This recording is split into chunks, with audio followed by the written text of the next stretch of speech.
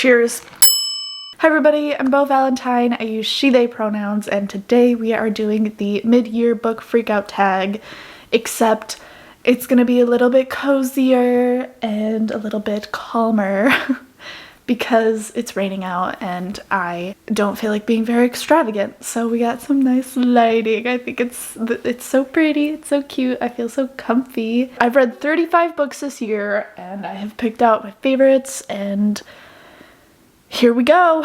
Yeah, question number 1 is the best book that you have read so far this year, and that for me is The Seven Husbands of Evelyn Hugo by Taylor Jenkins Reid. This book has found a special little place in my heart to just stay and hang out, and I don't think it's gonna leave anytime soon. What hits so hard about this book is the fact that it opens up conversations like complex bisexuality and the intricacies of what that is and what that looks like for different people, different relationship dynamics in different families, and just how everybody's home life looks a little different, and that you never really know what's happening, especially as this mega famous actress. Like, they see such a surface level thing that they don't really know what's going on behind the camera. I felt represented and it stole my heart.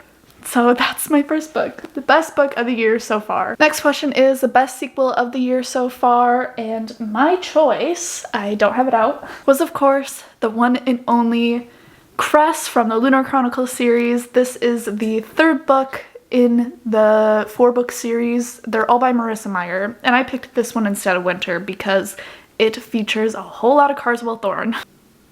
I love you. It was really good. I don't have many thoughts currently. It's raining and I'm tired. So how about I take a coffee break? My dirty little chai.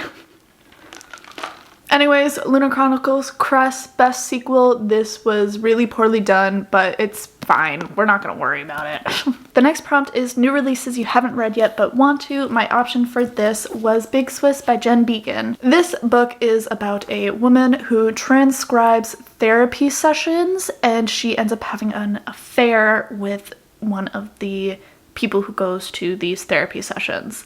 And that's kind of all I know about it. My best friend, Abby, hello Abby, has read it, and all she said was, So I don't really have a lot to go off of, but I'm genuinely really excited about this, and I would love to dive into it.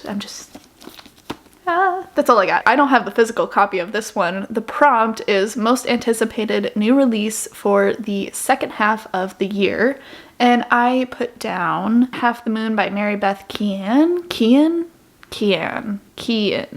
One of the two. I picked this one because I have heard a lot of people calling it very glorious things like brilliant and other words like that, and it sounds like it is right up my alley. It seems to be about family dynamics and a small town living environment, and I love those two things. I live in a small town and I am such a slut for analyzing family dynamics. It sounds like a book that I can really get into academically, if that makes any sense, and yeah, that's why it's there. The next prompt is biggest disappointment. I have been so pressed about the fact that I didn't like these books since I read them, and that is the Brown Sisters trilogy by Talia Hibbert. It's a series of romance novels about 3 sisters, and I didn't like them, and I'm fucking pissed about it. I picked these up because I really wanted to read some romance, and I wanted to read genuinely good romance. I'm really not a romance person, but I wanted to give it a try, especially because I have heard this series be hyped up so fucking much, and I thought that it would blow my mind away, and all of a sudden I would have restored faith in the romance genre. Yeah, that didn't happen. If anything, it has made my trust in the romance genre way more fragile, and I wish that I enjoyed them. And sometimes I think about if I reread them when I'm feeling kind of happy, because when I read them I wasn't in the best mental spot, so maybe I was just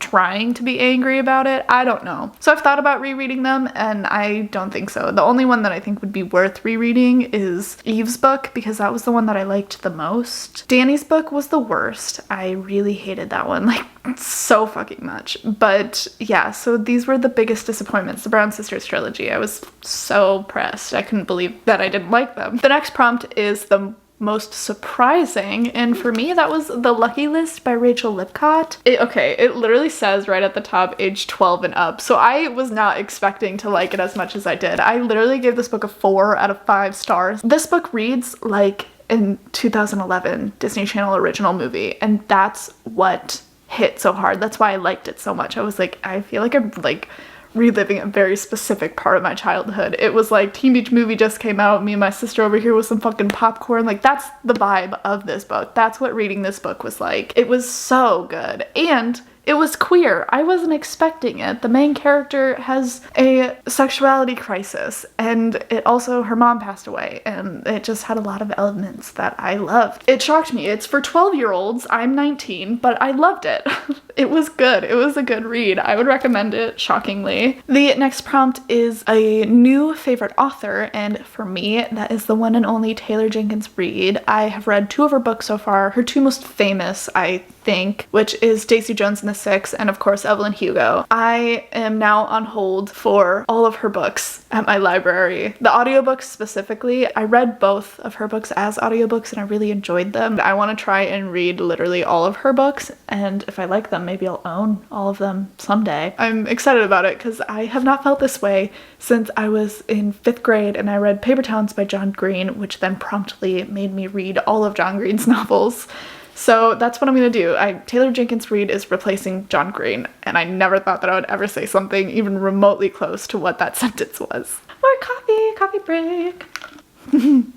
Okay, this next prompt I was so excited about. It is the new fictional crush, and of course, we gotta whip out, once again, Carswell Thorne. I loved him. Thorne is he's just magnificent. He just makes me feel like silly, goofy little giddy. Like, I'm like, oh, you're so funny. There's just a part of me that he fills so deeply. So there you go, Carswell Thorne. We love him. He's a slay. This next prompt is very similar. It's newest favorite character, and that is Lila from A Darker Shade of Magic series.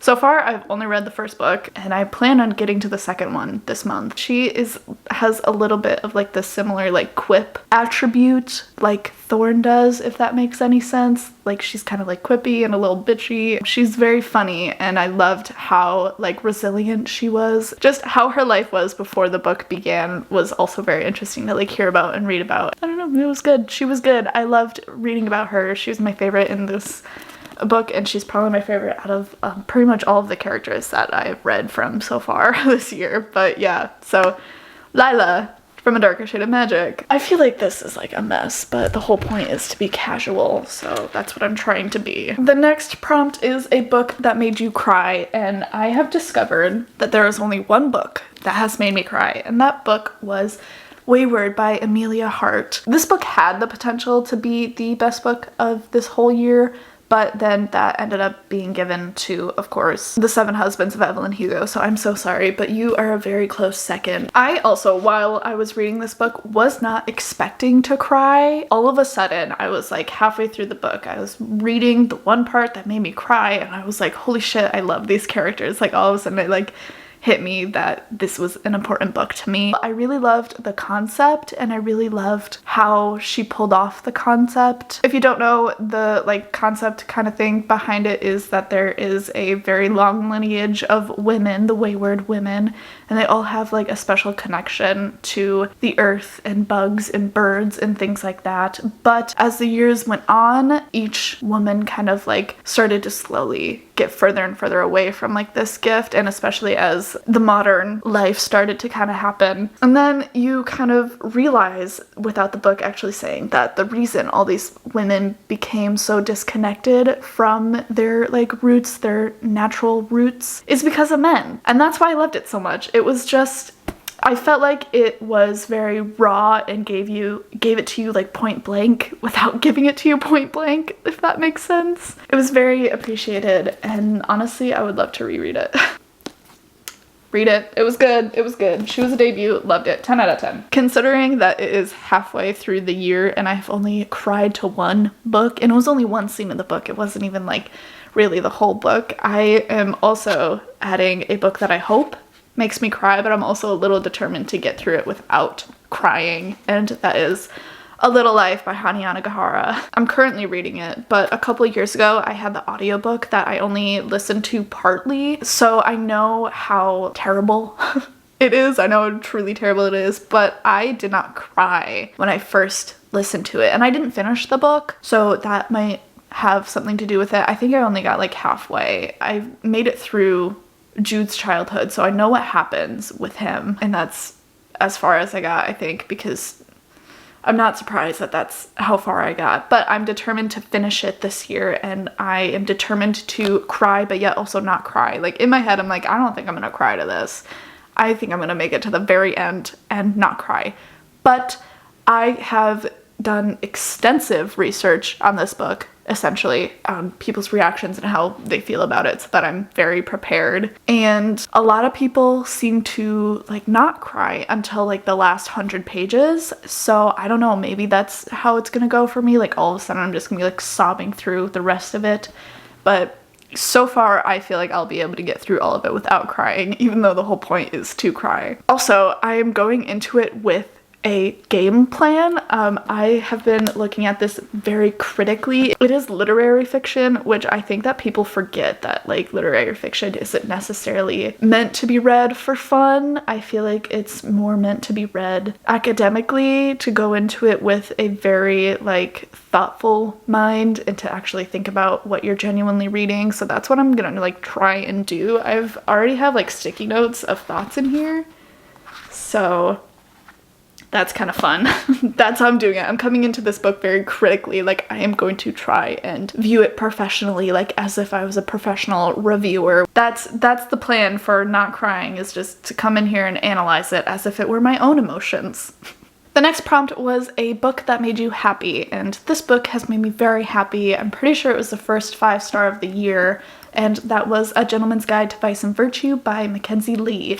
This book was on my TBR for years. Ever since I heard about it, like way back when, I have been wanting to read it, and I finally read it this year. I listened to the audiobook, which I think that audiobooks make it easier for me to paint a picture in my head, if that makes sense, and this book was so good at describing what was going on. It made it feel so like I was like watching a movie, and that's kind of why I loved it. And the characters are very lovable, and they're definitely people that you are rooting for throughout the series, as well as the romance. It was just so cute. I don't know, I don't have a lot to say about it other than it gave me the like fuzzies, and I couldn't stop thinking about it for weeks after I read it. So yeah, definitely worth it. It was very cute. I fell in love with every little aspect of this book. Percy is like such a good, calming character, even though he needs to speak up for himself sometimes. And that's all I gotta say about it. It was lovely. It was such a good book. And there you go. It made me happy. Okay, the next prompt is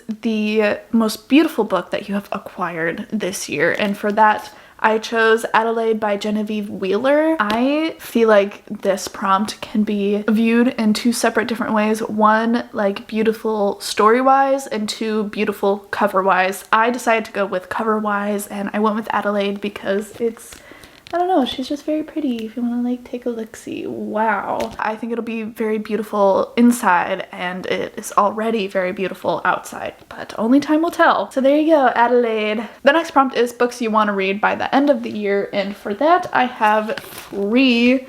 This is what is left of my 2023 TBR. At the beginning of the year, I made the decision to read every single book on my shelf that I had not read. And thankfully for me, I did not have a lot of books on my shelf that I did not read. So there was only like 8 or 9 maybe. And there's only 3 of them. And Radio Silence is only like half because I have read it. I just want to reread it. But the first one is Must Love Silence by Lucy Bexley. It is a lesbian romance novel, and I don't think it's very rom-com-y. I picked this up because it was gay and enemies to lovers. It is also a slow burn, which I think I prefer over like insta-love, because insta-love is fucking ridiculous.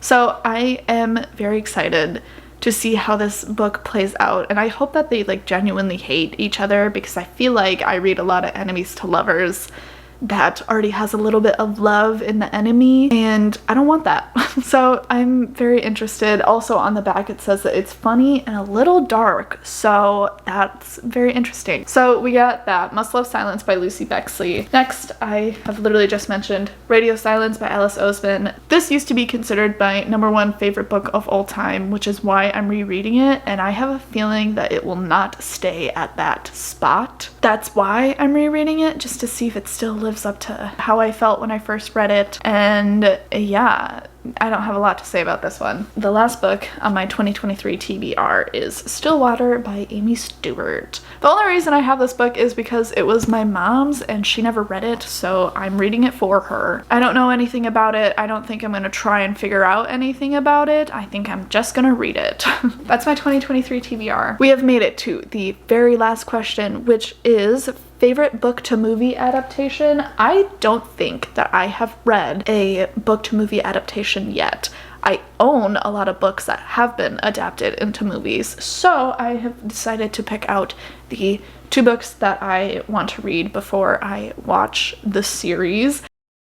Real quick, before I get there, I also found out today, like 3 hours ago, that the Lunar Chronicles series is turning into an animated series, so that's really cool. I don't think that's gonna come out this year, but it's coming out eventually, and my sister and I are fucking freaking out about it. That'll be a very fun thing to watch once that comes out, but I just found out about it today, and it's only in production. So I lost the footage to me introducing this book, but this is the actual answer to the book to movie adaptation prompt. Voice recording bow out. Little Fires Everywhere by Celeste Ng. I have just heard a lot of really, really good things about it. I know that it's about family dynamics. I've heard amazing things about the show. I've heard amazing things about the book. I've been wanting to read this since I first heard about the book, before there was even the possibility of a show. And yeah, I have been holding off watching the show because I wanted to read the book, and I own the book now, so I'm going to read the book. We'll see what happens. And there you have it. All the books that I fell in love with this year, all of the books that I'm hoping to fall in love with this year, and everything in between. If you loved, then you can go ahead and look down, like, comment, subscribe. There's a lot of options down there, so you can really explore. Among those options, I also have my Goodreads, Twitter, and Instagram linked down below. Be careful, my Twitter is a shit show. You have been warned. And with that, I will see you in the next video. Bye! I have yet to find an iced dirty chai latte that is as good as Starbucks's. And that sucks because I don't like giving my money to Starbucks, but their dirty chai latte is really good.